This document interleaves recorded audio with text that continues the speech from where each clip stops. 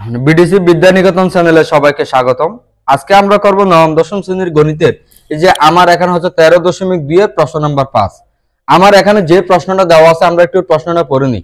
এই যে এখানে 64 প্লাস 32 প্লাস 16 এবং প্লাস 18 এই ধারাটির অষ্টম পদ নির্ণয় করো।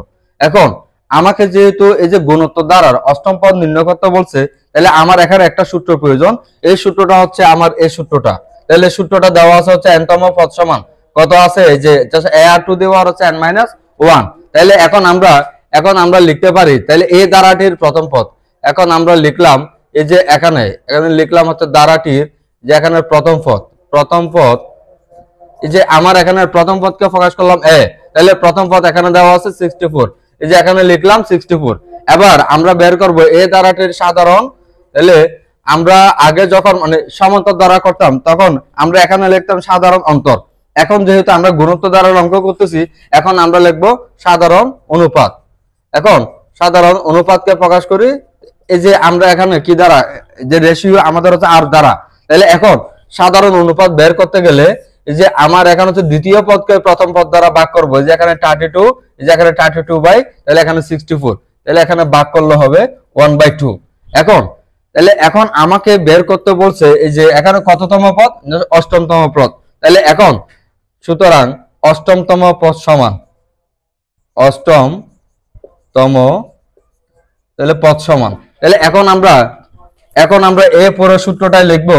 এই যে প্রথমে এ আর এই যে এখানে আমাদের এই যে শুধুমাত্র হচ্ছে কিসের জায়গা হচ্ছে এন এর জায়গায় আমাদের কততম পদ বের করতে বলছে এই সংখ্যাটা লিখবো 8 মাইনাস 1।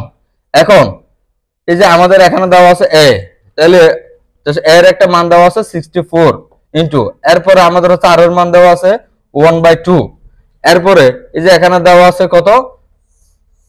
কত দেওয়া আছে 8 মাইনাস 1, তাহলে এটা লিখতে পারে 9।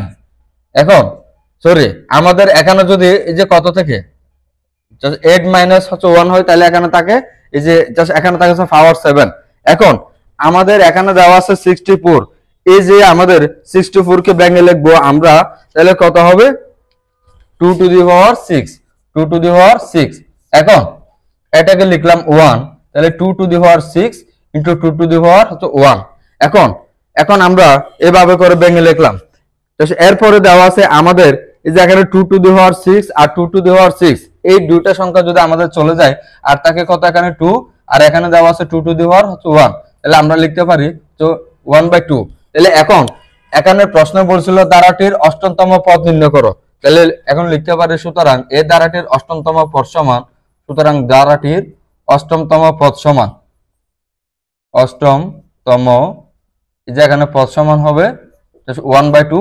এটাই আমাদের উত্তর।